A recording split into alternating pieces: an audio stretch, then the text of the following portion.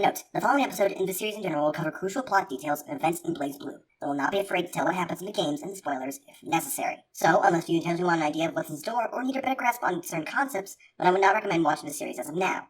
Also, as a note for certain people out there and due to certain comments, I appreciate the fact of you trying to lay out every single detail in the world of Blazblue and what I miss out on. In some cases, it's helpful if I just so happen to miss out on some factor or detail.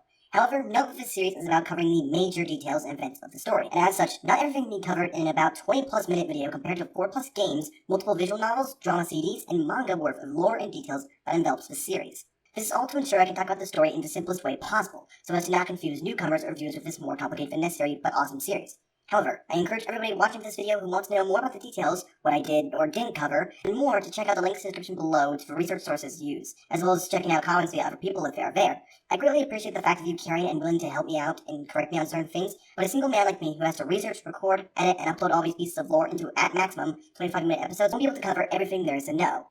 With all that out of the way, I now bring you back to your regularly scheduled program. Enjoy. We awake from the horrible nightmare and bear witness to the world around us. Order and balance restored, peace enforced, the happiness in our lives rejuvenated, only for it to be taken away once again, for the nightmare fiction has only just begun.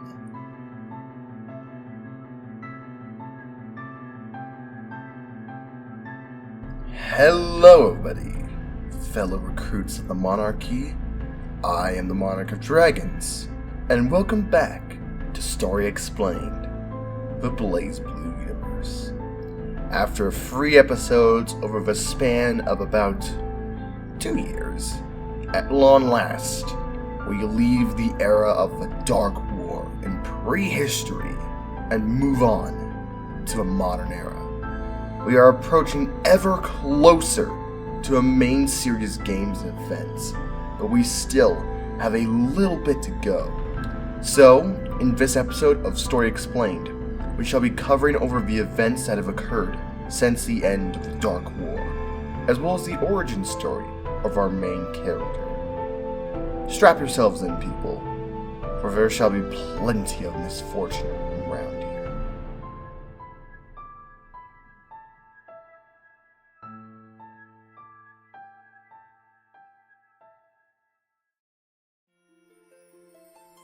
As the era of the 6 heroes and the Dark War came to a close, so did the beginning of a new era occur.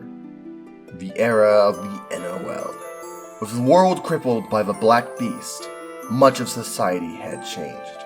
The Duodecim, a group consisting of 12 elite families, grew to have more power than even the 10 sages, with the latter group falling into obscurity. The NOL grew to become a world-class organization, having its very own police force, management and monopoly on grimoires, as well as being key in the reconstruction of society, thanks to the hierarchical cities.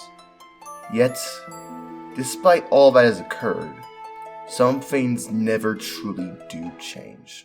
Relius Clover, the man behind the creation of the Boundary Interface Prime Field devices, having disappeared into the Boundary for 81 years, finally reappears into the modern day. And despite his absence, the creation of the Prime Field devices continue. Most recent and exemplary of them all is device number 5. While there are no official records on her appearance, unfortunately, there are plenty that tell of her incredible capabilities. For the first time since the creation of the Origin in the Prime Field War, there is now a Prime Field device that is capable of infinitely amplifying Cipher. And upon her discovery by the man, Relius decides to create 3 children from the device: Ragna, Jin, and Saya. The 3 are kept at a secret facility, possibly to be further tested on and experimented by the mad scientist. They are, however, luckily saved one day by Jubei, Whoever sensed the end of the Dark War and the death of his wife has dedicated his life to the destruction of Prime Field devices and their facilities.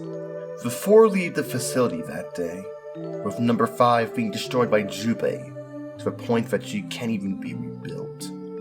Knowing, however, that he can't keep the children with him forever, perhaps not wanting to get them into trouble, Jubei decides to entrust them to the care of Celica, and in her hospitality, the 3 will be provided warmth, shelter, food, and a life in Celica's church.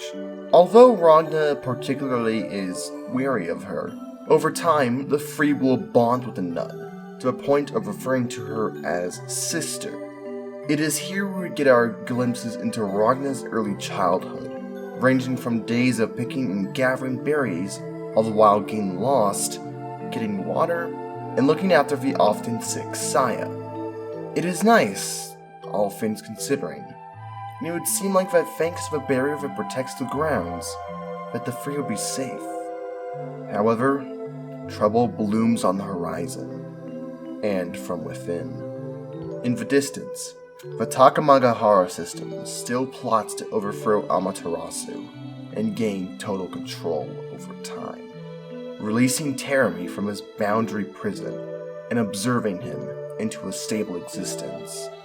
While at home, Jin grows up with extreme feelings of loneliness and isolation from Ragna, resenting Saya for getting his constant attention.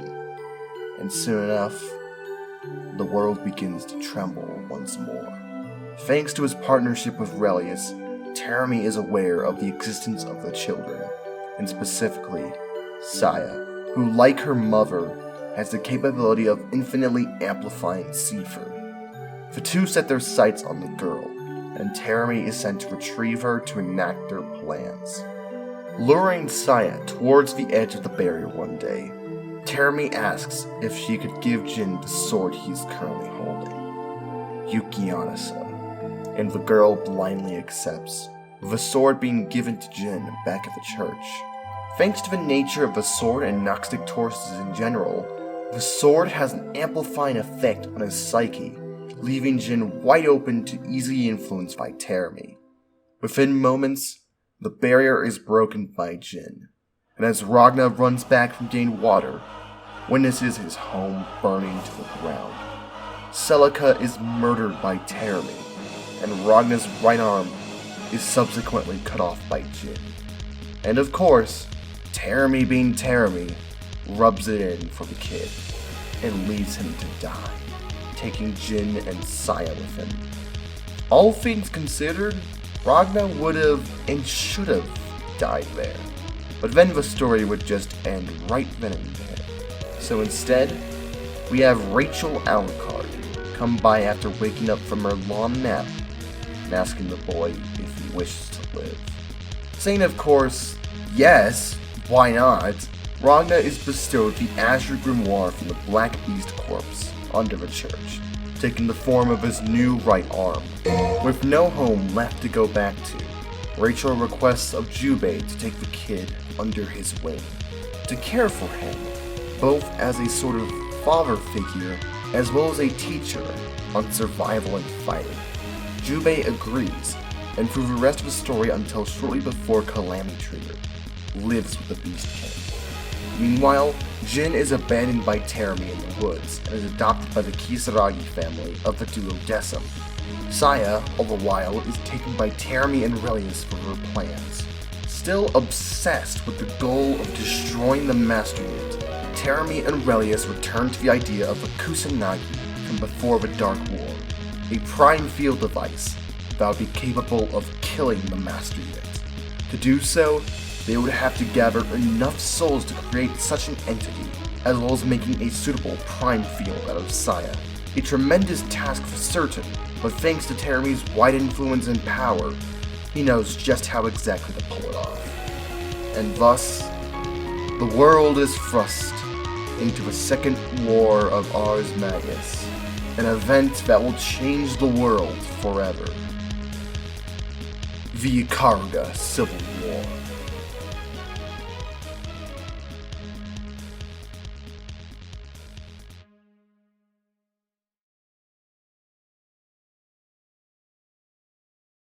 And so, ladies and gentlemen, that will be all for this episode of Story Explained, the Blazblue universe. I apologize if this video is shorter than the other ones, mostly because I didn't want to squeeze too much content into this video, and, well, the Ikaruga Civil War is so long that it would tremendously lengthen the time of this video, but regardless, we're doing that next time. But before I leave, I want to take a quick moment to just say thank you. Recently, the first episode of the series has surpassed the 1K likes mark. And for a while now, it has and is still continuing to be my second most viewed video on the channel.